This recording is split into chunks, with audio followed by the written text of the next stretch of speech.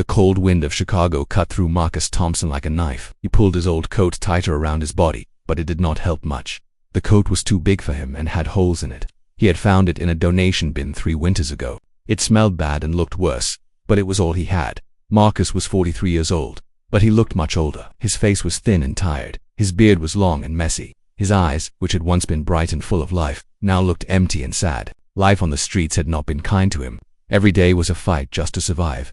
On this particular evening, Marcus was walking past the large buildings in downtown Chicago. The streets were busy with people in nice clothes. They were going to restaurants and shows. They walked past Marcus like he was not even there. Some of them looked at him with disgust. Others pretended they could not see him at all. Marcus was used to this. He had been invisible for a very long time. Then he heard something that made him stop. It was a sound he had not heard in many years. It was the sound of a piano being tuned. The notes floated out from a large building with tall glass windows. Marcus stood on the sidewalk and listened. His heart began to beat faster. Something inside him woke up, something he thought had died long ago. The building was a grand concert hall. Marcus had read about it in newspapers he found in the trash. It was one of the most famous music halls in the whole country. The best musicians in the world came here to play. Marcus looked at the front doors. Security guards stood there checking tickets and turning away anyone who did not belong. Marcus knew he did not belong. He knew that if he tried to walk through those front doors, they would stop him immediately. They would probably call the police. Homeless people were not welcome in places like this. But the sound of that piano called to him. It pulled at something deep inside his chest. He could not walk away. He walked around the side of the building, moving slowly and carefully. He had learned how to be invisible over the years. He knew how to move without being noticed. He found a service entrance near the back. A delivery truck was parked there and workers were carrying boxes inside. Marcus waited until they were not looking. Then he slipped through the door. The inside of the building was warm. Marcus had almost forgotten what warmth felt like. He stood in a long hallway with white walls and bright lights. He could hear voices and footsteps in the distance. He followed the sound of the piano. It led him through the hallway, past storage, rooms and dressing rooms, until he reached a small door. He opened the door just a crack and looked inside.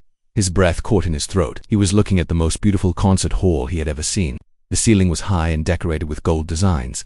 Thousands of seats covered in red velvet stretched out before him. Crystal chandeliers hung from above, sparkling like diamonds. And there, in the center of the stage, was the piano. It was a Steinway grand piano, black and shining under the lights. A man in a suit was tuning it, pressing keys and adjusting strings. Marcus could not take his eyes off it. That piano was the most beautiful thing he had seen in 20 years. Marcus stepped inside the hall and hid in the shadows at the back. Workers were setting up tables and decorations. It looked like they were preparing for some kind of fancy party. Marcus found a dark corner and sat down on the floor, pulling his knees to his chest. He watched the piano from across the room. His hands began to shake, not from the cold this time, but from something else. Memory. His fingers remembered what it felt like to touch those keys. They remembered the weight of them, the smooth feel of the ivory. They remembered how to make music. Even after all these years, they remembered. Marcus looked down at his hands. They were dirty and rough. The nails were broken. There was a long scar on his right wrist that never healed properly. These were not the hands of a pianist anymore. These were the hands of a homeless man who had given up on life. But they used to be different. They used to be the hands of an artist. They used to create music that made people cry. Marcus closed his eyes and let the memories come. He had tried to block them out for so long, but tonight, he could not stop them. He remembered being a young boy in Detroit. He remembered the first time he touched a piano. It was at his grandmother's church. He was only 5 years old. The piano was old and out of tune, but to young Marcus it was magic. He pressed a key and heard the note ring out. In that moment, he knew what he wanted to do with his life. His parents saw his gift right away. His mother, Dorothy, worked double shifts at the factory to pay for his lessons. His father, James, drove him to recitals and competitions all over the state. They believed in him when no one else did. They sacrificed everything so he could follow his dream, and he had been good. No, he had been great. By the time he was 16, he was winning national competitions. By 18, he had a full scholarship to the Juilliard School in New York City. His professors said he was special. They said he had a gift that came along once in a generation. His future was bright. Everything was possible. Marcus opened his eyes. The memory hurt too much. He could not think about what came after. He could not think about the accident, the hospital, the funeral. He could not think about the pills and the addiction. He could not think about losing his apartment, his friends, his music. He could not think about the last 20 years of pain and shame. He looked at the piano again. People in fancy clothes were starting to arrive. Women in long dresses and men in suits. They laughed and talked and drank champagne. They had no idea that a homeless man was watching them from the shadows. They had no idea that the man in the dirty coat used to be just like them. Marcus did not know why he had come here tonight. He did not know what he was hoping to find, but as he watched the empty piano sitting on that stage, he felt something he had not felt in a very long time. He felt hope. It was small and weak, like a tiny flame in the darkness, but it was there. Maybe tonight would be different. Maybe tonight something would change. Marcus did not believe in miracles anymore. Life had taught him that miracles were for other people, not for him. But still, he could not make himself leave. He stayed in his dark corner and watched the piano, waiting for something he could not name. The night was just beginning. 20 years ago, Marcus Thompson was a different man. He was young and full of dreams. He walked with his head held high. He smiled easily and laughed often. The world was a beautiful place, and he had a special place in it. Marcus had just finished his second year at the Juilliard School in New York City. It was the best music school in America, maybe in the whole world. Only the most talented students got to study there. Marcus was one of the best among them. His professors said he played the piano like an angel. They said his fingers had magic in them. That summer, Marcus went home to Detroit to visit his parents. He had not seen them in almost a year. Phone calls and letters were not enough. He missed his mother's cooking. He missed his father's deep laugh. He missed sitting on the porch with them, talking about life and dreams in the future. His parents were so proud of him. Dorothy Thompson cried when she saw him at the bus station. She held him tight and would not let go. James Thompson shook his hand like a man, but his eyes were wet with tears. Their son was going to be famous. Their son was going to play in the greatest concert halls in the world. All their hard work and sacrifice had been worth it. The three of them spent 2 beautiful weeks together. Marcus played piano for them every day on the old upright piano in the living room. It was the same piano he had learned on as a child. It was out of tune and some keys stuck. But Marcus did not care. He played Chopin and Beethoven and Mozart. He played jazz and blues and gospel. His parents sat and listened with tears of joy in their eyes. They talked about the future. Marcus told them about his plans. After graduation, he would audition for the major orchestras. He would travel the world playing in London and Paris and Vienna. He would make enough money to buy his parents a new house. He would take care of them the way they had taken care of him. Dorothy and James smiled and nodded. They did not care about the money or the fame. They just wanted their son to be happy. They just wanted him to share his gift with the world. That was enough for them. On the last night of his visit, Marcus went out to dinner with his parents. They went to a small restaurant they had loved for years. It was not fancy, but the food was good, and the owner knew them by name. They ate and laughed and talked for hours. It was one of the happiest nights of Marcus's life. The drive home was dark and quiet. Dorothy sat in the front seat next to James. Marcus sat in the back, looking out the window at the stars. He was thinking about his future. He was thinking about all the beautiful music he would create. He did not know that his life was about to change forever. The other car came out of nowhere. It ran a red light at full speed. James tried to swerve, but it was too late. The crash was loud and violent. Glass shattered, metal bent. The world turned upside down. Marcus woke up in a hospital 3 days later. His head was wrapped in bandages. His body was covered in cuts and bruises. But the worst pain was not in his body. The worst pain came when a doctor sat beside his bed and told him the truth. His parents were dead. They had died at the scene. They never even made it to the hospital. Marcus could not understand the words at first. They did not make sense. His parents could not be dead. He had just been talking to them. He had just been laughing with them. His mother had kissed his cheek. His father had patted his shoulder. They were alive. They had to be alive, but they were not. They were gone. And Marcus was alone. The weeks that followed were a blur of pain and grief. Marcus went to the funeral, but he barely remembered it. He sat in the front row of the church and stared at 2 coffins. People came to him and said things, but he did not hear them. He was empty inside. Everything that mattered had been taken from him. There was more bad news. The accident had damaged Marcus's right wrist. The bones had been broken badly. The doctors did surgery, but they could not fix everything. The nerves were damaged. The movement would never be the same. Marcus would be able to use his hand for normal things, but playing piano at a professional level would be very difficult, maybe impossible. Marcus returned to Juilliard, but everything was different. He could not focus on his studies. He could not sleep at night. Every time he closed his eyes, he saw the headlights of the other car. He heard the sound of the crash. He felt the pain of losing everything.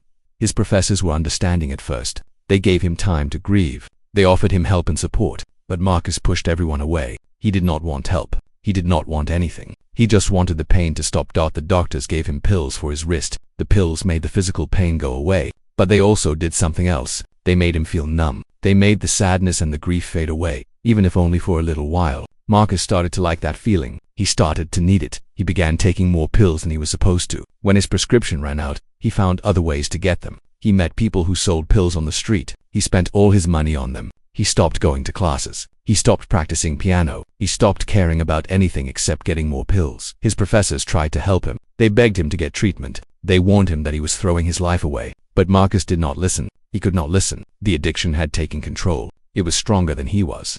After 1 year, Marcus dropped out of Juilliard. He left New York and went back to Detroit, but there was nothing for him there. His parents' house was sold to pay for their debts. Their savings were gone. Marcus had nothing and no one. He moved from city to city, looking for work. But his addiction followed him everywhere. He could not hold a job for more than a few weeks. He could not pay rent. He could not take care of himself. Slowly, year after year, he fell further and further down. He ended up on the streets of Chicago. He did not know why Chicago. He just drifted there, like a leaf in the wind. He slept in shelters when there was room. He slept on park benches when there was not. He begged for money on street corners. He ate from trash cans when he had to.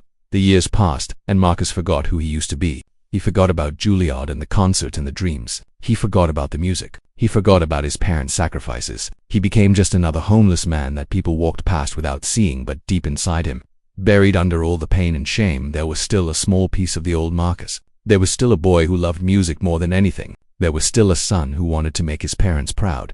That part of him never completely died. It just went to sleep, waiting for something to wake it up again.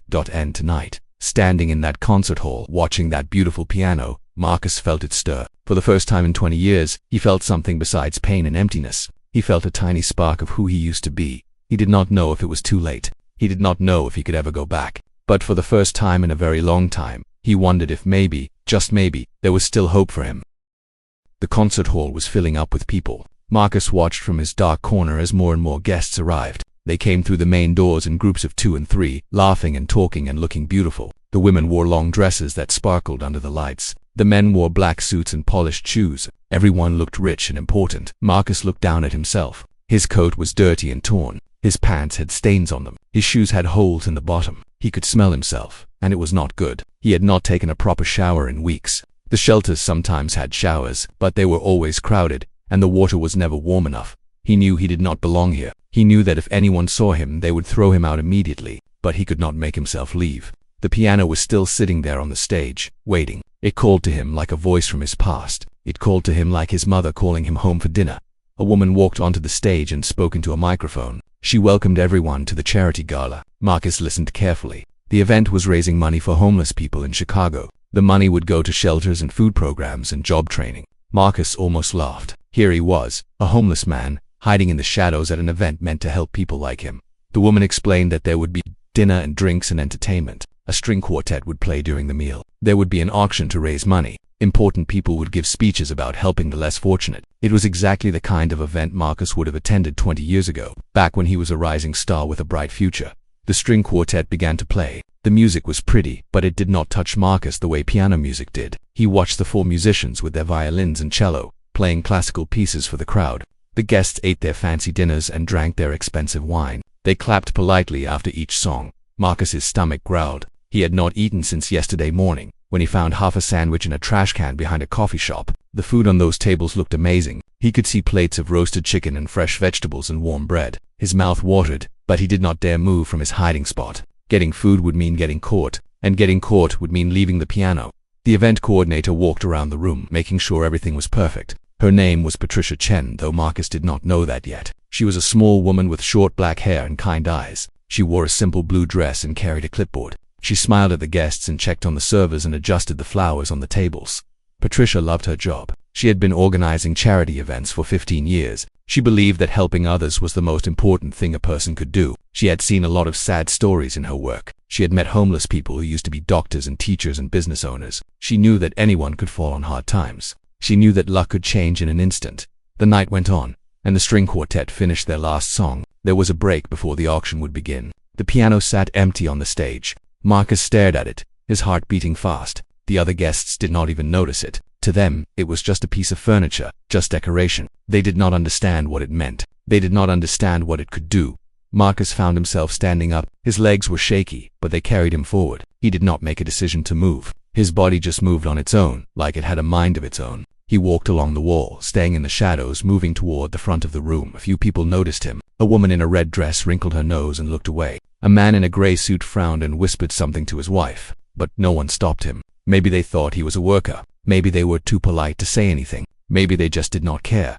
Marcus reached the edge of the stage. The piano was right there, just a few feet away. Up close, it was even more beautiful than he had imagined. The black wood was so shiny he could see his own reflection in it. The keys were clean and white, like fresh snow. He could almost feel the music waiting inside it, waiting to be released. He reached out his hand to touch it. His fingers were trembling. 20 years. It had been 20 years since he had touched a piano. 20 years since he had felt the cool ivory under his fingertips. 20 years since he had made music.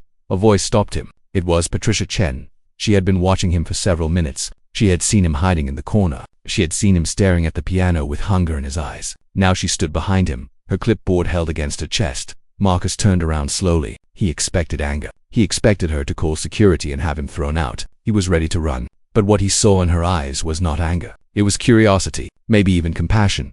Patricia asked him who he was. What was he doing here? How did he get in? Marcus opened his mouth to speak, but no words came out at first. His throat was dry. His voice was rusty from not being used. He swallowed hard and tried again. He told her his name. He told her he was homeless. He told her he had snuck in through the back door. He waited for her to be angry, but Patricia did not get angry. She looked at him carefully, studying his face. She saw past the dirty clothes and the messy beard. She saw past the sad eyes and the worn skin. She saw something else. She saw pain, yes, but she also saw something that surprised her. She saw intelligence. She saw depth. She saw a man who had once been somebody. She asked him why he came here. What did he want? Marcus looked at the piano. He could not lie. He could not pretend. The truth came out of him in a rush of words. He told her he used to play. He told her he used to be good. He told her that he had not touched a piano in 20 years. He told her that when he heard the music from outside, he could not stop himself from coming in.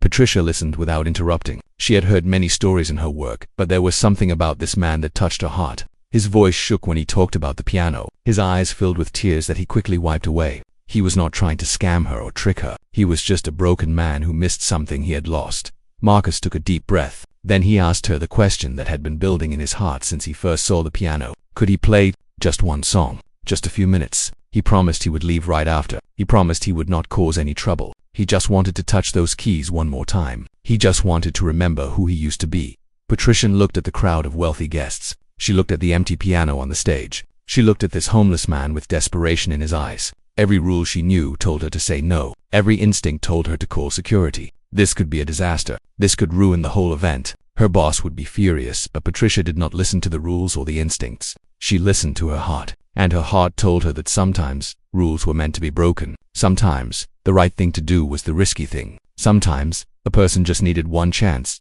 She was quiet for a long moment. Marcus held his breath. His whole future hung on her answer. He knew that if she said no, he would walk out of here and never look back. He would go back to the streets and the shelters and the slow death of homelessness. He would give up completely.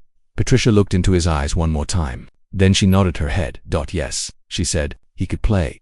Marcus stared at her in disbelief. He must have heard wrong. No one ever said yes to him. No one ever gave him a chance. But Patricia was smiling at him. A small, nervous smile. She was really going to let him do this. She told him to wait a few minutes. She needed to make an announcement. She needed to prepare the guests. She did not know what would happen, but she was willing to take the risk. Marcus nodded. He could not speak. Tears were running down his face, but for the first time in 20 years, they were not tears of sadness. They were tears of hope that he was going to play the piano again.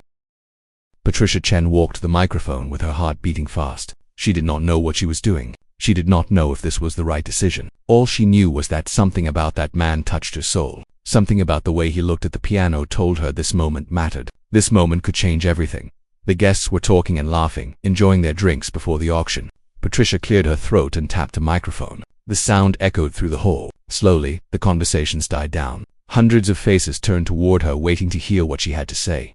Patricia smiled, but her hands were shaking slightly. She held her clipboard tighter to steady herself. She told the guests that there would be a short, unscheduled performance before the auction. A guest performer would play one piece on the piano. She asked everyone to please give him their attention and their respect. Murmurs rippled through the crowd. An unscheduled performance. This was very unusual. The guests looked at each other with confusion. Some shrugged their shoulders. Others frowned with annoyance. They had paid a lot of money to be here. They expected everything to be perfect and planned. Patricia stepped away from the microphone and looked toward the side of the stage. Marcus was standing there in the shadows, waiting. She nodded at him. It was time. Marcus felt his legs turn to stone. He could not move. The fear was overwhelming. What was he thinking? He had not played in 20 years. His wrist was damaged. His skills were gone. He would embarrass himself in front of all these rich, important people. He would prove that he was nothing but a homeless failure. But then he saw the piano again. It sat there in the center of the stage, glowing under the lights. It was waiting for him. It had been waiting for him for 20 years, and Marcus realized that he was more afraid of never playing again than he was of failing. He took a step forward, then another, then another. His old shoes made soft sounds on the wooden floor of the stage. The lights were bright and hot. He could feel hundreds of eyes on him, judging him, wondering who he was and what he was doing here. The audience reaction was immediate. People shifted in their seats. They whispered to each other behind their hands. Marcus could hear some of what they said. They asked why a homeless man was on stage. They asked if this was some kind of joke. They asked if someone should call security. A woman in the front row clutched her expensive necklace. She looked at Marcus like he was a dangerous animal. A man at a nearby table laughed quietly and shook his head. Another woman covered her nose, probably smelling the stale odor of the streets that clung to Marcus's clothes. Marcus kept walking. He did not look at them. He did not let their reactions stop him. He had faced worse things than judgment. He had faced hunger and cold and loneliness. He had faced the death of everyone he loved. A few disapproving looks could not hurt him anymore. He reached the piano bench and sat down. The wood was smooth and cool beneath him. He adjusted his position, finding the right distance from the keys. His body remembered this, even after all these years. His body knew exactly where to sit and how to hold his hands. He looked down at the keyboard. 88 keys, black and white, simple and beautiful. He had spent so many hours of his life in front of keyboards like this one. He had given everything to this instrument. It had been his first love, his best friend, his reason for living. And then it had been taken from him. Marcus placed his hands on the keys. His fingers were dirty and his nails were cracked. The scar on his right wrist was visible, a jagged line of white against his dark skin. These were not the hands of a concert pianist. These were the hands of a man who had lost everything, but they were still his hands. And they still remembered. He closed his eyes. The audience disappeared. The lights disappeared. The fear and the doubt disappeared. There was only Marcus and the piano, alone together like old friends, meeting again after many years apart. He thought about what to play. There were so many pieces he had loved, Mozart and Beethoven and Bach, Debussy and Rachmaninoff and Gershwin. But one piece kept coming to his mind. It was Chopin's Ballade No. 1 in G minor. It was the last piece he had ever performed at Juilliard before the accident, before everything fell apart.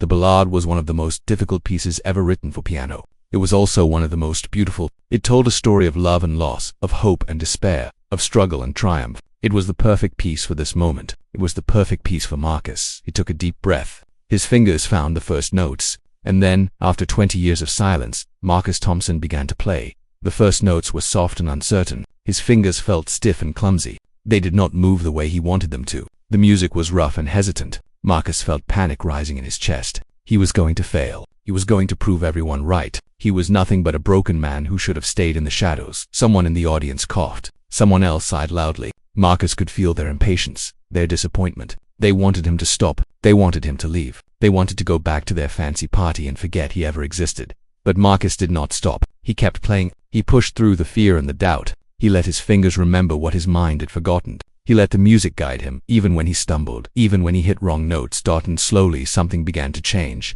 The stiffness in his fingers started to fade. The muscle memory came back, like an old friend waking up from a long sleep. The notes became smoother. The rhythms became steadier. The music began to flow. Marcus felt tears forming in his eyes. He had forgotten how good this felt. He had forgotten how the piano seemed to speak through him, saying things he could not say with words. He had forgotten how the music could take all his pain and transform it into something beautiful. He played on. The piece was long, almost 10 minutes from start to finish. It had gentle parts and powerful parts. It had moments of quiet sadness and moments of explosive passion. It had all the emotions that Marcus had been holding inside for 20 years. He poured everything into the music. He played his grief for his parents. He played his regret for the years he had wasted. He played his shame for what he had become. He played his longing for the life he had lost. He played his hope for something better, something he barely dared to dream about anymore. The audience had gone completely silent. No one was whispering anymore. No one was judging or laughing or looking away. They were all staring at the stage, at the dirty homeless man who was creating the most beautiful music they had ever heard. Patricia Chen stood at the side of the room with tears streaming down her face. She had taken a risk on this man, and now she understood why. There was magic in his fingers. There was a soul in his music. This was not just a performance. This was a miracle. Marcus did not see any of this. His eyes were still closed. He was lost in the music, lost in the memories, lost in the feeling of being alive again. For these few minutes, he was not a homeless man. He was not a failure. He was not broken. He was Marcus Thompson, the pianist, the artist, man his parents had believed in. He was himself again. The music built toward its climax. The notes came faster and faster. Marcus's fingers flew across the keys with a skill he did not know he still had. The power of the music filled the entire hall. It echoed off the walls and the ceiling. It filled every heart in the room. And then, with one final chord, it was over. Marcus sat at the piano with his hands still on the keys. His chest was heaving. His face was wet with tears. He was afraid to open his eyes. He was afraid to see the audience's reaction. He was afraid that when he looked up he would see disappointment and pity and disgust. But he had done it. For better or worse, he had done it. He had played the piano again. He had remembered who he was. And no matter what happened next, no one could take that away from him. Slowly, he opened his eyes. The days after the charity gala moved fast. Marcus could barely keep up with everything that was happening. One moment he was a homeless man sleeping on park benches, and the next moment people were shaking his hand and offering him help. It felt like a dream, and he kept waiting to wake up.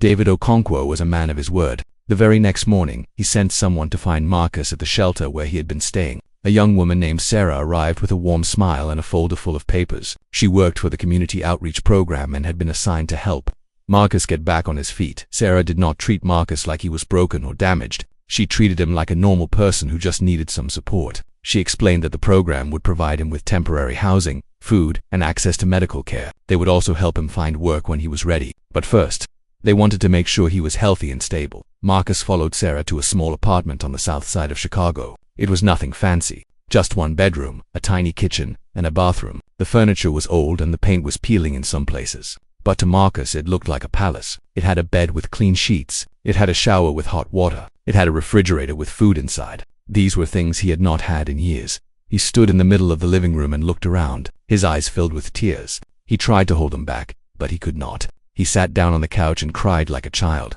Sarah sat next to him and put her hand on his shoulder. She did not say anything. She just let him cry. When the tears finally stopped, Marcus felt lighter. It was like he had been carrying a heavy weight on his back for 20 years, and now some of it was gone. Not all of it, but some. He wiped his face and thanked Sarah. She smiled and told him to get some rest. She would come back tomorrow to help him with the next steps. That night, Marcus took his first real shower in months. He stood under the hot water for almost an hour, letting it wash away the dirt and the smell and the shame. He scrubbed his skin until it was red. He washed his hair 3 times. When he finally stepped out, he felt like a new person. He looked at himself in the mirror. He barely recognized the face staring back at him. His beard was long and gray. His eyes had dark circles under them. His cheeks were hollow from not eating enough. But there was something different now. There was a small light in his eyes that had not been there before. It was hope. The next few weeks were busy. Sarah took Marcus to see doctors and dentists. His body was in bad shape from years of neglect. He had infections that needed antibiotics. He had teeth that needed to be pulled. He had problems with his heart and his lungs from living on the streets. The doctors said it would take time to heal, but they were hopeful. Marcus also started seeing a counselor. Her name was Dr. Williams, and she specialized in helping people who had been through trauma. At first, Marcus did not want to talk. He had kept his pain locked inside for so long that he did not know how to let it out. But Dr. Williams was patient. She did not push him. She just created a safe space where he could speak when he was ready. Slowly, Marcus began to open up. He told her about his parents and the accident. He told her about the pills and the addiction. He told her about the years on the streets and the feeling of being invisible. He told her about the shame he felt every single day. The shame of wasting his gift. The shame of disappointing everyone who had ever believed in him. Dr. Williams listened to everything without judgment. She told Marcus that addiction was a disease, not a moral failure. She told him that grief could break even the strongest person. She told him that what happened to him was tragic, but it did not define who he was. He could still choose who he wanted to be. These words hit Marcus hard. He had spent 20 years believing he was worthless. He had spent 20 years punishing himself for his failures. The idea that he could let go of that shame, that he could forgive himself, seemed impossible. But Dr. Williams planted a seed in his mind. Maybe, just maybe, he did not have to carry this burden forever. David Okonkwo visited Marcus every week. He brought food and books and music. He sat with Marcus and talked about life and art and the power of second chances. David had his own story of struggle. He had grown up poor in Nigeria and faced many obstacles on his way to success. He understood what it meant to fight for your dreams. David never pressured Marcus about playing piano again. He said the music would come back when Marcus was ready. The most important thing right now was for Marcus to heal his body and his mind. The piano would wait. It had waited 20 years. It could wait a little longer. But Marcus thought about the piano every day. He could feel it calling to him, just like it had called to him that night at the charity gala. His fingers itched to touch the keys again. His soul ached to make music. He knew that playing piano was not just something he did. It was who he was. Without it, he was incomplete. 1 month after the gala, David brought Marcus a gift. It was a small electronic keyboard. Nothing fancy, just a simple instrument with basic sounds. David said it was for Marcus to practice on whenever he felt ready. There was no pressure, no expectation, just an invitation.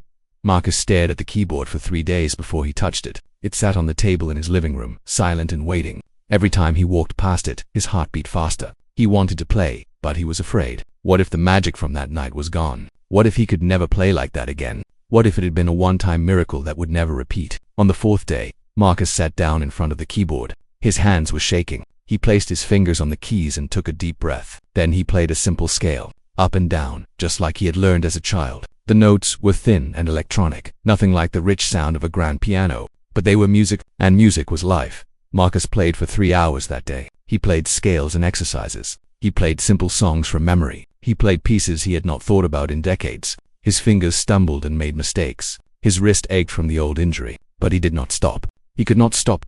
When he finally lifted his hands from the keyboard, he was crying again. But these were different tears. These were tears of joy. The music was still inside him. It had never left. It had just been sleeping, waiting for him to wake it up. Marcus looked out the window at the Chicago skyline. The sun was setting, painting the sky in shades of orange and pink. He thought about how far he had come in just 1 month. He thought about how far he still had to go. The road ahead was long and uncertain, but for the first time in 20 years, Marcus believed he could walk it. He was not healed yet. He was not whole, but he was on his way.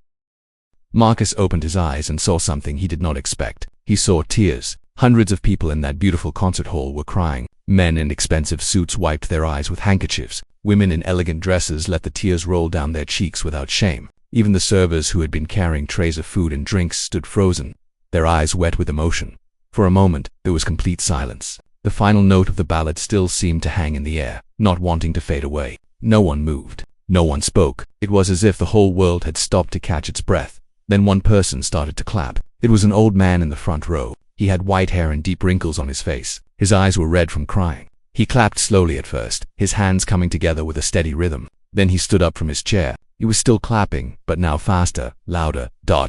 Another person joined him. Then another. Then 10 more. Then 50. Within seconds, the entire room was on its feet. The applause was like thunder rolling through the hall. It was so loud that Marcus could feel it in his chest, vibrating through his whole body.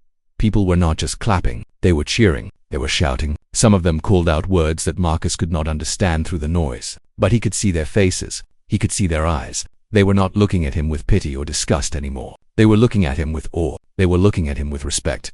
Marcus sat at the piano, completely frozen. He did not know how to react. He had expected them to hate him. He had expected them to throw him out. He had expected this to be one more failure in a life full of failures. Instead, they were giving him the kind of response he had only dreamed about when he was a young student at Juilliard. The applause went on and on. It seemed like it would never stop. People stamped their feet. They whistled. They called for more. The sound washed over Marcus like a warm wave. It filled all the empty places inside him that had been cold and dark for so long. He looked down at his hands. They were still resting on the piano keys. They were still the same dirty, scarred hands they had been before. But now they felt different. They felt alive. They felt like they belonged to a real person. A person who mattered.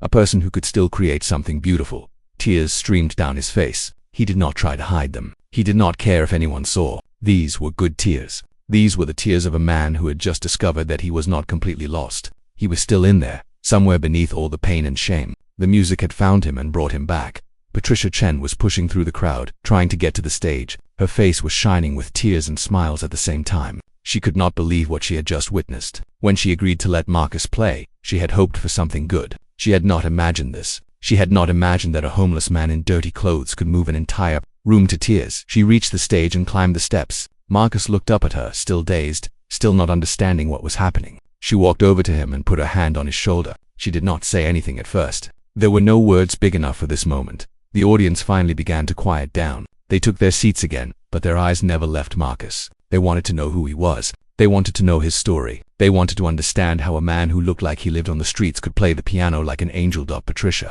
leaned close to Marcus and whispered in his ear. She told him he was amazing. She told him she had never heard anything so beautiful in her life. She told him that whatever happened next, he should be proud of himself. Marcus tried to speak, but his voice would not work. His throat was tight with emotion. All he could do was nod. All he could do was cry. An older gentleman stood up from his table near the front. He was tall and dignified, with dark brown skin and gray at his temples. He wore a perfectly tailored suit and a gold watch on his wrist. He walked toward the stage with purpose in his steps. The other guests watched him with curiosity. His name was David O'Connor. He was the director of the Chicago Symphony Orchestra's community outreach program. He had come to the charity gala as a guest, not expecting anything unusual. Now he found himself walking toward the stage, drawn by something he could not explain. David had heard thousands of pianists in his life. It was his job to find talent, to discover new artists, to help young musicians build their careers. He knew the difference between someone who played well and someone who played with their soul. What he had just heard was the second kind. What he had just heard was rare and precious. He reached the stage and looked up at Marcus. Their eyes met. David saw the fear and confusion in the homeless man's face. He also saw something else. He saw the same fire that he had seen in the greatest musicians he had ever worked with. It was tired and almost dead, but it was still there. David introduced himself. He spoke calmly and kindly, not wanting to scare Marcus. He explained who he was and what he did. He said he had been listening very carefully. He said he recognized extraordinary talent when he heard it.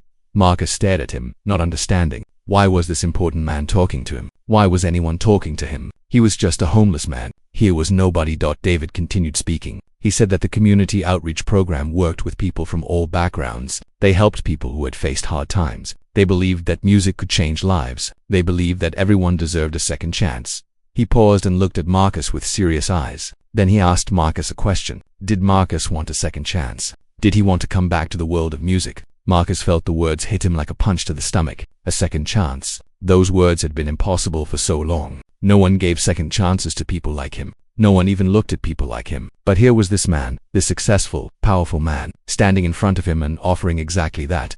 Marcus opened his mouth to answer, but no sound came out. His mind was racing with thoughts and fears. What if this was a trick? What if David was just being polite? What if Marcus tried to come back and failed again? He had already hit rock bottom once. He did not know if he could survive hitting it again.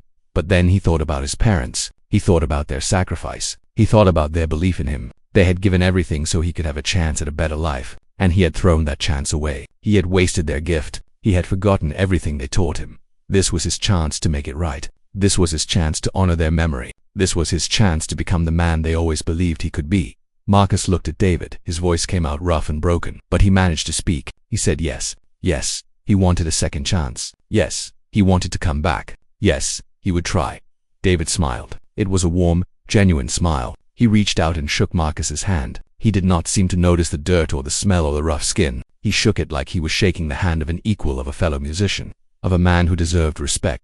The audience had been watching this exchange in silence. Now they burst into applause again. They did not know exactly what had been said, but they could tell something important had just happened. They could feel it in the air. Patricia was crying again. Happy tears this time. She had taken a risk on Marcus, and it had led to something beautiful. She did not know what the future held, but she knew that tonight had changed things. Tonight had proved that miracles were still possible.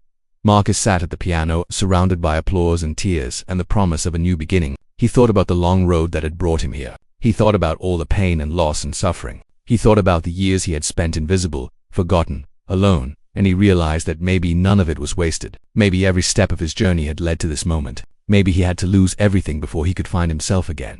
He looked at the piano one more time. His old friend, his first love. It had never given up on him, even when he had given up on himself. It had waited patiently for 20 years, and now it had brought him home. Marcus placed his hands on the keys one more time. He did not play anything. He just let his fingers rest there, feeling the cool ivory, remembering all the music that still lived inside him. The night was not over yet. In fact, it was just beginning. 3 months passed, and Marcus was a different man. He had gained weight from eating regular meals. His skin had cleared up from proper medical care. He had shaved his long beard and cut his hair short. When he looked in the mirror now, he could almost see the young man he used to be.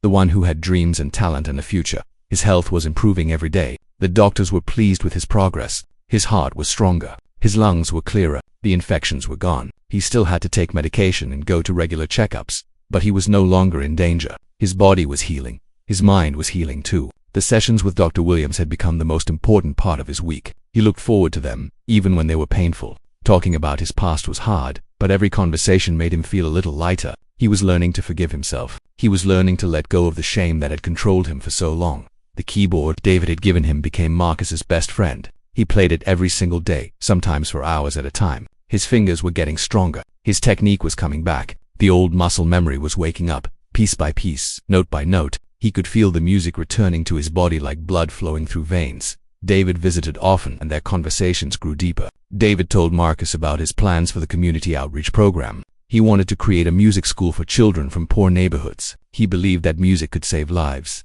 that it could give young people hope and direction. He had seen it happen many times. David asked Marcus if he would be interested in teaching. Not right away, but someday, when he was ready. The program needed people who understood struggle, people who could connect with kids who had been through hard times. Marcus had the talent and the experience. He had something to offer. Marcus was surprised by the offer. He had never thought about teaching before. When he was young, he had only dreamed of performing, of standing on stages and receiving applause. Teaching seemed like something for people who could not make it as performers. But now, after everything he had been through, his perspective was different. He thought about the children David described. Kids growing up in poverty, surrounded by violence and drugs and hopelessness. Kids who had never been given a chance. Kids who did not know they had gifts inside them, waiting to be discovered. Marcus had been one of those kids once. His parents had sacrificed everything to give him an opportunity. What if he could do the same for someone else? The idea scared him. He was not sure he was ready to be responsible for other people. He was still putting his own life back together. What if he failed? What if he let these children down the way he had let himself down? The fear was strong, but something stronger was growing inside him. It was a sense of purpose. It was a reason to keep going. Marcus told David he would think about it. David smiled and said there was no rush. The offer would be there whenever Marcus was ready.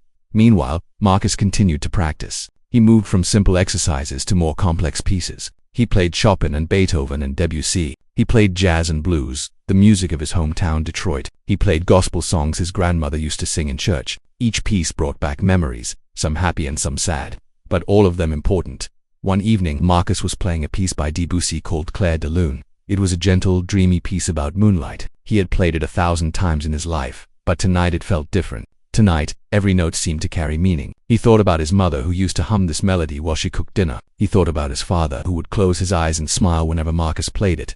Tears rolled down his cheeks, but he did not stop playing. He let the music carry him through the grief. He let it wash over him like a warm wave. And when he finished, he felt something shift inside him. It was like a door opening, letting light into a dark room. He understood, finally, that his parents were still with him. They lived in his music. They lived in his heart. They had never really left.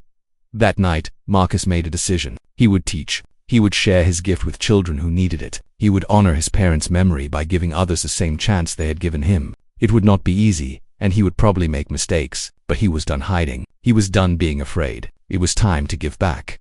The next week, David took Marcus to visit the community center where the music program would be based. It was a simple building in a rough neighborhood. The walls needed paint and the floors were cracked. But there was a room with old instruments, donated by people who wanted to help. There were keyboards and guitars and drums. And in the corner, covered with a cloth, was an upright piano. Marcus walked over to the piano and pulled off the cloth. It was old and scratched, with some keys that stuck and strings that were out of tune. It reminded him of the piano at his grandmother's church, the one where he had played his first notes as a little boy. It was not beautiful or expensive, but it was real, and it was waiting for someone to bring it back to life. Marcus sat down and played a few notes. The sound was rough and imperfect, but it was music. He smiled for the first time in a long time. This piano, this old beaten-up instrument in this poor neighborhood, was exactly where he was supposed to be. David stood behind him watching. He asked Marcus what he thought. Was he ready to start teaching? Marcus looked around the room. He imagined children sitting here, learning to read music, learning to play scales, learning that they had something special inside them. He imagined their faces when they played their first song. He imagined their parents watching with pride, the same way his parents had watched him. He turned to David and nodded. Yes, he was ready. He did not know how good a teacher he would be. He did not know if he could really make a difference, but he was willing to try. That was all anyone could do. Try. And keep trying, even when it was hard. David shook his hand and welcomed him to the team. They would start small, with just a few students. They would see how it went. There was no pressure, no expectations, just a chance to do something good. Marcus played a few more notes on the old piano. The sound filled the empty room, bouncing off the walls and the ceiling. It was not a concert hall. It was not a grand stage. But right now, in this moment, it was the most beautiful place in the world. He was home. The first day of teaching was terrifying. Marcus arrived at the community center 2 hours early because he could not sleep. He paced around the room, checking the piano keys, arranging the chairs, wiping dust off the keyboards. His hands were sweating and his heart was racing. He had performed for thousands of people at Juilliard, but this was different. This was scarier. What if the children did not like him? What if he did not know how to explain things? What if he was too damaged, too broken, to be a good teacher? These questions ran through his mind over and over. He almost called David to say he could not do it. He almost ran out the door and never came back. But then he thought about his mother. He remembered how she would hold his hand before his first piano competitions. She would look into his eyes and say, "You can do this, baby. You have music in your soul. Just share it." He could almost hear her voice now, soft and warm and full of love. He took a deep breath and decided to stay. The students arrived at 10 o'clock. There were 6 of them, all between the ages of 8 and 12. They came from the neighborhood, from families that did not have much money. Their clothes were simple and some of their shoes had holes, but their eyes were bright with curiosity. They looked at the instruments with wonder, like they were seeing treasure.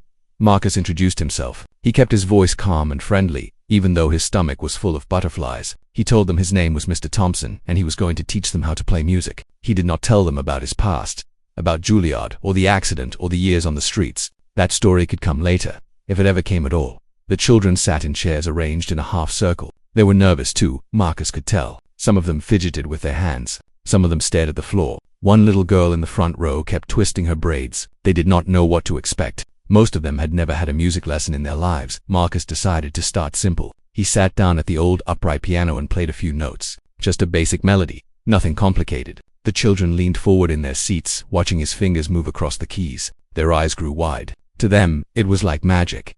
He asked if any of them had ever played an instrument before. A few hands went up, slowly and shyly. One boy said he played drums at church sometimes. A girl said her grandmother had a guitar, but she only knew 2 chords. The rest shook their heads. They had never touched an instrument. Marcus smiled. He told them that was perfectly okay. Everyone starts somewhere. He said that music was not about being perfect. It was about expressing feelings, telling stories, connecting with something bigger than yourself. Anyone could learn, as long as they were willing to try.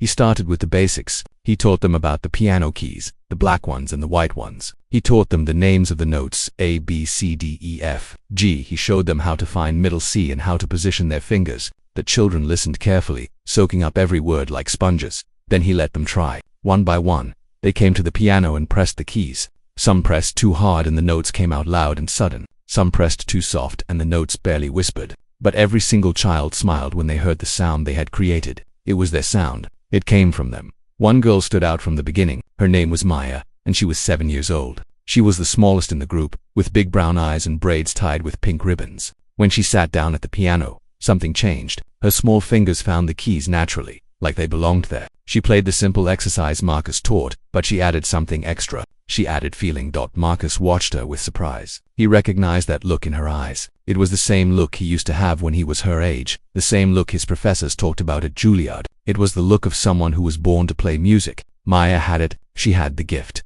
After the lesson, Marcus talked to Maya's grandmother, who had brought her to the center. Her name was Mrs. Johnson, and she was a tired-looking woman with kind eyes. She worked 2 jobs to support Maya and her younger brother. There was no money for luxuries like music lessons. When she heard about the free program at the community center, she signed Maya up immediately. Mrs. Johnson told Marcus that Maya sang all the time. She made up songs while she did her homework. She tapped rhythms on the table during dinner. She danced to music only she could hear. Mrs. Johnson always knew there was something special about her granddaughter, but she never had the means to help her develop it.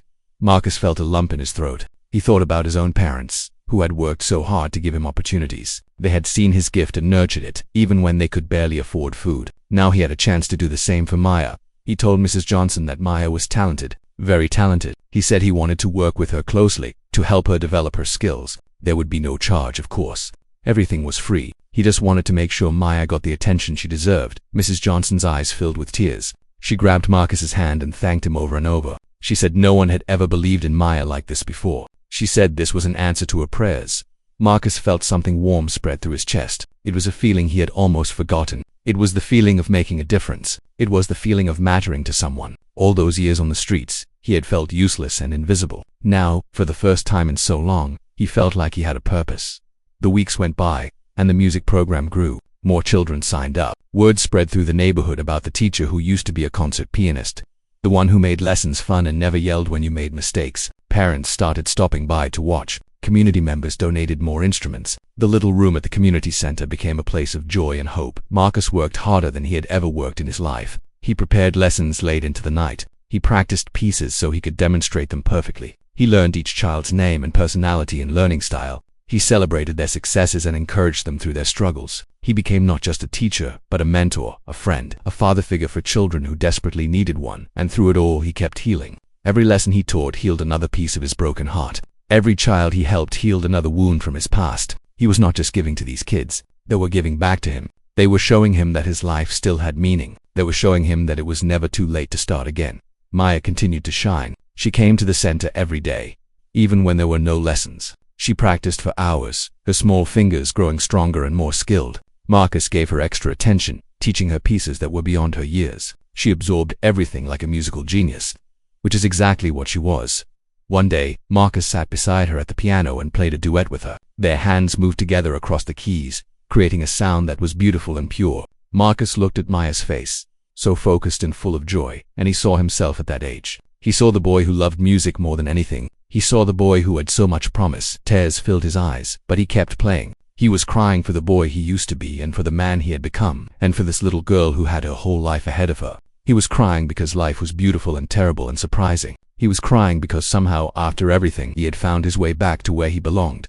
The music filled the room and spilled out into the street. People walking by stopped to listen. Children playing outside grew quiet. For a few minutes, the whole neighborhood seemed to hold its breath, caught in the spell of two people making music together. When the song ended, Maya looked up at Marcus with her big brown eyes. She asked him why he was crying. Was he sad? Marcus shook his head and smiled through his tears.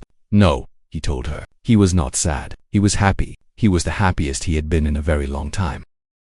1 year had passed since the night at the charity gala. Marcus stood in front of a mirror in his small apartment, adjusting his tie. He barely recognized himself anymore. The man looking back at him was healthy and clean. His hair was neatly cut. His clothes were pressed and proper. His eyes, which had been empty and dead for so long, now had light in them.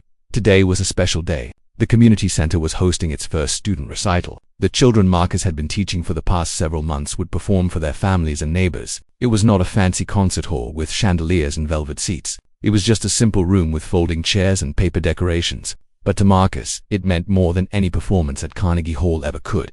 He walked to the community center, taking his time to enjoy the journey. The neighborhood had become familiar to him now. He knew the names of the shop owners. He knew which corners to avoid and which streets were safest. He knew the children who played basketball in the park and the old men who sat on porches playing cards. This was his community now. These were his people.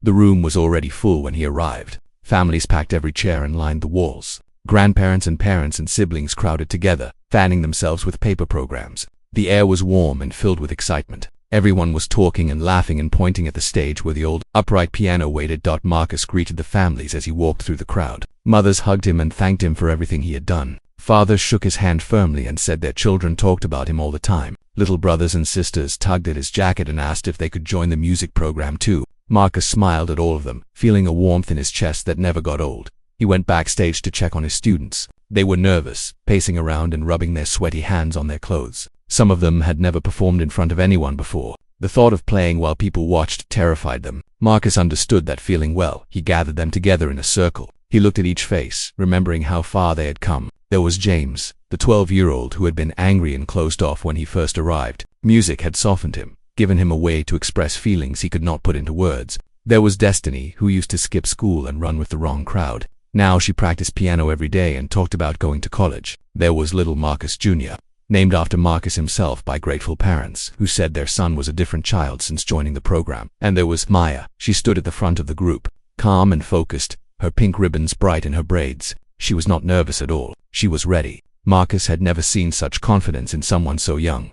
He told them all how proud he was. He said it did not matter if they played every note perfectly. What mattered was that they played from the heart. He said music was not about impressing people. It was about connecting with them, sharing something real and honest. He told them to have fun and enjoy the moment. This was their day to shine. The recital began. One by one, the students took their place at the piano. Some played simple pieces, just scales and basic songs. Some played more complex pieces that they had worked on for months. Some made mistakes and had to start over. Some forgot parts and had to improvise. But every single one of them finished. Every single one of them stood up and took a bow while the audience cheered. The families went crazy with pride. Mothers jumped to their feet. Fathers whistled and clapped. Grandparents wiped tears from their eyes. These children, from this poor neighborhood where opportunities were rare, were doing something beautiful. They were proving that talent and potential existed everywhere, not just in fancy schools and rich homes. Marcus watched from the side of the stage, his heart full to bursting. Each performance brought tears to his eyes. He thought about his own first recital, when he was 7 years old and terrified. His mother had been in the front row, crying and clapping louder than anyone. His father had lifted him onto his shoulders afterward and called him a star. That memory, which had caused him so much pain for so many years, now brought him comfort. His parents would be proud of what he was doing. They would be so proud. Finally, it was Maya's turn. The room grew quiet as she walked to the piano. Everyone knew about her talent. The other students whispered about her abilities. The families had heard stories about the little girl who played like she had been doing it her whole life. Now they would see for themselves. Maya sat down at the piano and adjusted the bench. She placed her small fingers on the keys and closed her eyes for a moment. The silence was complete. You could hear people breathing. Then she began to play. She had chosen Chopin's Nocturne in E-flat major, a piece that most children her age would never attempt. It was gentle and flowing, full of emotion and beauty. It required not just technical skill, but deep feeling. It required understanding of life and love and loss that most 7-year-olds simply did not have. But Maya had it. Where it came from, Marcus did not know. Maybe it was a gift from God. Maybe it was something in her soul that had been there since birth. Whatever it was, it poured out through her fingers and into the piano keys and into the air and into the hearts of everyone listening. The room was completely still. No one moved. No one whispered. No one even seemed to breathe. They just listened, caught in the spell of a little girl creating magic. Marcus watched with tears streaming down his face. He saw himself in her, the young boy with the gift, the one who could have changed the world. But he also saw something more. He saw the future. He saw what was possible when someone believed in a child and gave them a chance. He saw proof that his life, with all its tragedy and failure, had led to something good. Maya played the final notes and let them fade into silence. For a moment, no one moved. Then the room erupted. The applause was thunderous, even louder than what Marcus had received at the charity gala. People stood on their chairs. They shouted and whistled and stamped their feet. Mrs. Johnson was sobbing openly, her hands pressed to her heart. Maya stood up and took a bow, a small smile on her face. She looked over at Marcus, and their eyes met. In that look was everything, gratitude and love and a promise for the future. She was saying thank you. She was saying she would not waste this gift. She was saying she would make him proud. Marcus nodded at her, too emotional to speak. He had spent 20 years believing his life was over. He had spent 20 years thinking he had nothing to offer. But now he knew the truth. His life was not over. It was just beginning. And this little girl, this incredible little girl, was part of his new chapter. After the recital, people surrounded Marcus to thank him. David Okonkwo was there, beaming with pride. Patricia Chen had come all the way from the concert hall to see what her moment of faith had created. Even some reporters had shown up, wanting to write about the homeless man who had become a beloved teacher. But Marcus did not care about the attention or the praise. He only cared about the children and the music and the chance to make a difference. He only cared about honoring his parents' memory by helping others the way they had helped him. He looked around the room at all the happy faces, and he felt something he had not felt in 20 years. He felt at peace. The journey had been long and painful. The road had been full of darkness and despair. But somehow, through music and second chances and the kindness of strangers, he had found his way to the light. He was home. Finally, after all these years, he was home. 5 years had passed since that cold night when Marcus Thompson sneaked into a concert hall and begged for one chance at the piano. The world had changed so much since then. He had changed so much. Sometimes he looked back at those years on the streets and could not believe it was the same person. The man who slept on park benches and ate from trash cans seemed like a character from a story, not his own life. The community center had grown beyond anything Marcus could have imagined. What started as a small room with one old piano was now a full music school. David Okonkwo had raised millions of dollars to expand the program. They had new instruments, new classrooms, new teachers. Hundreds of children came through the doors every week, learning to play piano and guitar and drums and violin. The waiting list was months long. Marcus was still the heart of the program. He had become the director, overseeing all the teachers and planning the lessons and working with the families. It was a big job with long hours, but he loved every minute of it. Each morning he woke up with purpose. Each night he went to bed, tired but fulfilled. This was the life he was meant to live. He was sure of it now. He still taught too. He could not give that up, no matter how busy he got with other things. There was something magical about sitting next to a child at the piano, watching their face light up when they played their first song. It never got old. It reminded him why he started all this in the first place. Maya was 12 years old now, and she was extraordinary. She had won competitions all over the country. Music schools were already sending her letters, offering scholarships for when she was older. Critics called her a prodigy, a once-in-a-generation talent. Marcus knew they were right, but he also knew that talent was only part of the story. The other part was hard work and sacrifice and someone believing in you when no one else did. Mrs. Johnson had retired from her 2 jobs. The scholarship money Maya received covered the family's expenses now. She spent her days volunteering at the community center, helping other grandparents and parents navigate the program. She always said that Marcus had saved her family. Marcus always said it was the other way around. On a warm spring afternoon, Marcus sat in his office at the community center. The walls were covered with photographs, pictures of students at recitals, pictures of families smiling, pictures of children holding instruments for the first time. There was one picture that Marcus looked at more than any other. It showed his parents, Dorothy and James, standing outside their house in Detroit. They were young and happy, holding hands and squinting into the sun. Marcus had found the photo in an old box his grandmother had kept. It was the only picture of his parents he had left. He talked to them sometimes, when he was alone. He told them about his day, about his students, about the progress Maya was making. He told them he was sorry for the years he wasted, for the pain he caused himself, for forgetting who he was, and he told them thank you. Thank you for believing in him. Thank you for sacrificing everything. Thank you for giving him a gift that ultimately saved his life. A knock on his office door interrupted his thoughts. It was one of the young teachers, a woman named Lisa who had been a student of Marcus 5 years ago. She was now studying music education at the local college and teaching part-time at the center. She told Marcus he had a visitor. Marcus walked to the lobby and stopped in his tracks. Standing there was Patricia Chen, the woman who had taken a chance on him that night at the charity gala. They had stayed in touch over the years, meeting occasionally for coffee, but he had not seen her in several months. Patricia smiled and walked toward him. She said she had news. The charity gala was happening again this year, and they wanted to do something special. They wanted Marcus to perform, not as an unknown homeless man this time, but as a celebrated teacher and leader. They wanted him to share his story and his music with a new audience. Marcus was quiet for a long moment. He had not performed publicly since that night 5 years ago. Teaching was different. Playing for his students was different. But performing on a stage, in front of hundreds of strangers, with everyone watching and judging, that was something else entirely. Patricia saw the doubt in his eyes. She took his hand and told him he did not have to decide right away. She said there was no pressure, but she also said that his story had the power to change lives. People needed to hear it. People needed to know that second chances were possible, that no one was too broken to be healed, that hope could grow in the darkest places. Marcus thought about her words for days. He talked to Dr. Williams about it, and she encouraged him to consider it. He talked to David, who said it could inspire donors to give even more to the program. He talked to Maya, who said she would be proud to see him on that stage. Finally, he made his decision. He would do it, not for the applause or the attention. He would do it for every person who was struggling in the darkness, thinking their life was over. He would do it for every homeless man and woman sitting in shelters, believing they had nothing left to offer. He would do it for every child who had a gift but no one to believe in them. He would do it for his parents.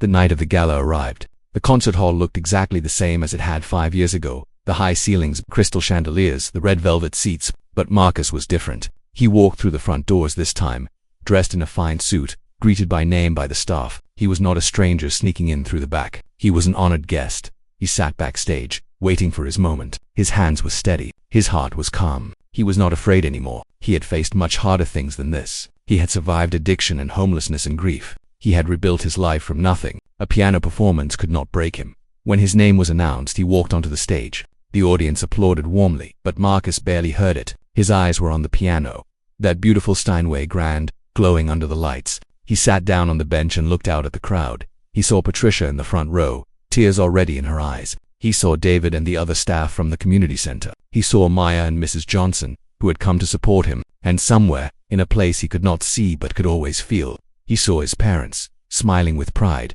Marcus placed his fingers on the keys. He thought about everything that had brought him to this moment, the accident, the addiction, the years of darkness, the night he begged for one chance. He thought about the children he had taught, the lives he had touched, the gift his parents had given him that he was finally using the way it was meant to be used. He began to play.